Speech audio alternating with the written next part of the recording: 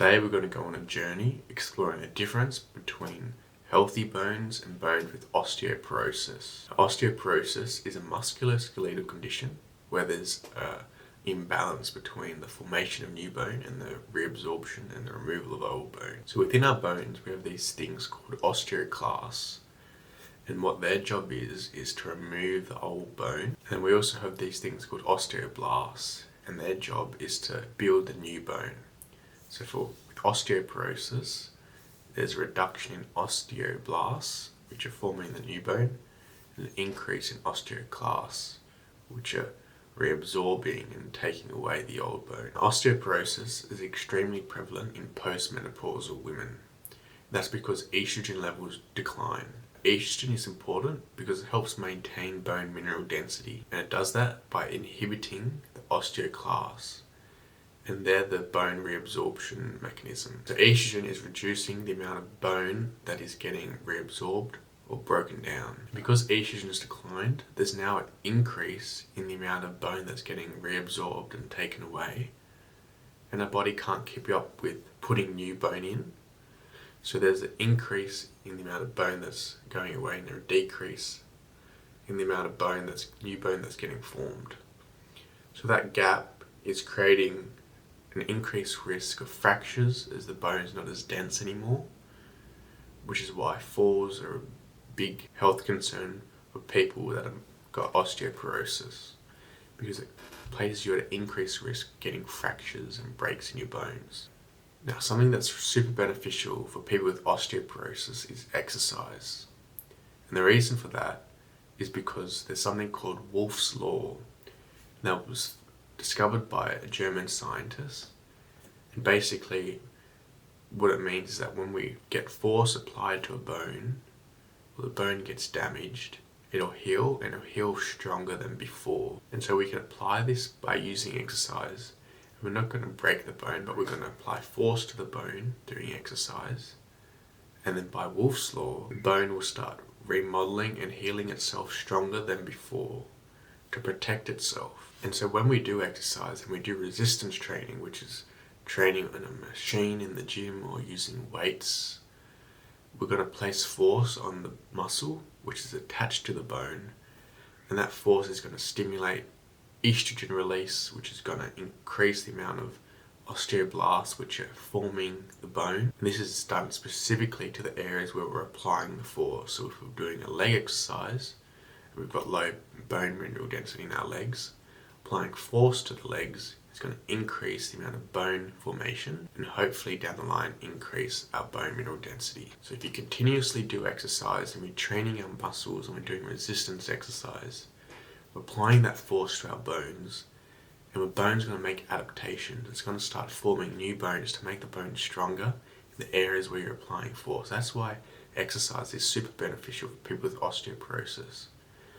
Not only does it increase bone mineral density by applying force to the bones and making them stronger, you're also making your muscles stronger.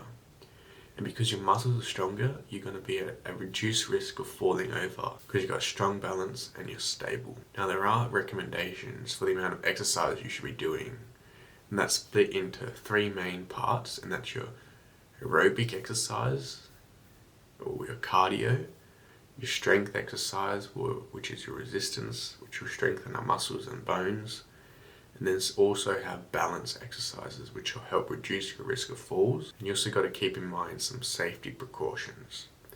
Now, for aerobic exercise, you want to be focusing on doing about 150 minutes a week. So if you did 5 days a week, that would be 30 minutes a day. You can do walking, jogging, climbing up stairs, doing swimming as well. Try and do some sort of bit of impact activity, which will place some force on your bones and your muscles.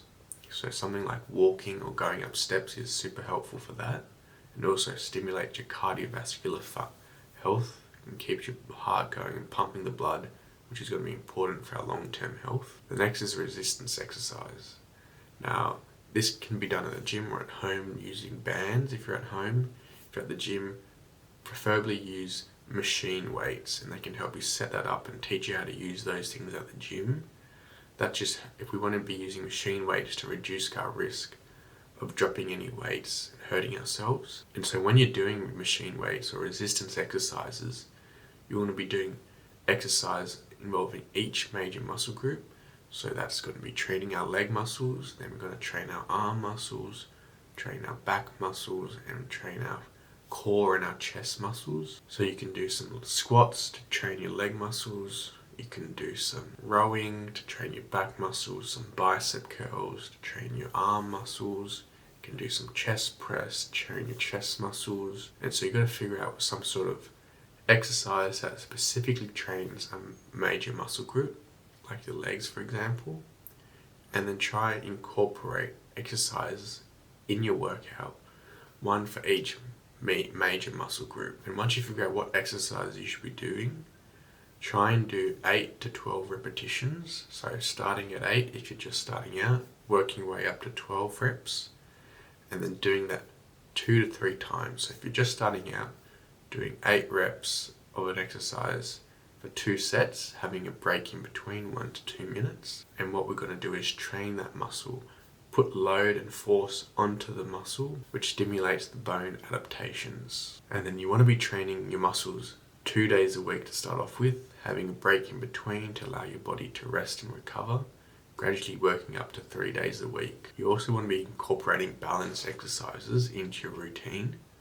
So every day doing a bit of balance, and the balance is going to be super helpful for reducing our risk of falls. And if you've got osteoporosis, falls are super dangerous because if you've got low bone mineral density, you're at an increased risk of fractures. And as we get older, recovering from fractures takes a lot longer to heal. So it's important we reduce the risk of actually any fractures ever occurring. So for balance, you can do simple exercises like standing up and balancing on one leg if you're good enough, holding on for support always, doing some tandem balance as well where one foot's in front of the other.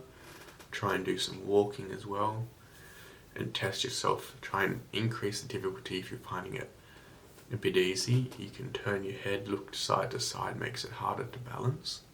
Try and incorporate simple balance exercise that you can do at the kitchen or while you're brushing your teeth, something like that, where you've also got somewhere to hold on to for support. Try to do 30 seconds for each exercise on both sides if you're doing it individually. And you can do a couple exercises each day. Now in terms of safety precautions, because people with osteoporosis are at a high risk of falls, we want to avoid doing high impact activities, something like jumping or running, that can place increased stress on our joints and have a high risk of falling. You also want to progress slowly, so starting with lighter weights and lighter amounts of reps and sets, and gradually build your way up. Increase the amount of work you're doing and increasing the intensity you're doing gradually. And it's super important if you work with a healthcare professional like an exercise physiologist that can prescribe the right exercises, can teach you how to progress the exercises and when to do it as well. And they're experts in their field, so they can guide you and they've got specific knowledge on how you can do it and when to do it, so you're not just guessing by yourself. Now in today's video, I hope you learned a little bit more about what osteoporosis is, how it happens, what the benefits are for doing exercise, and what exercises you can start implementing into your daily routine to help benefit your osteoporosis. Now if you enjoyed today's video, please subscribe and I'll see you again in the next video.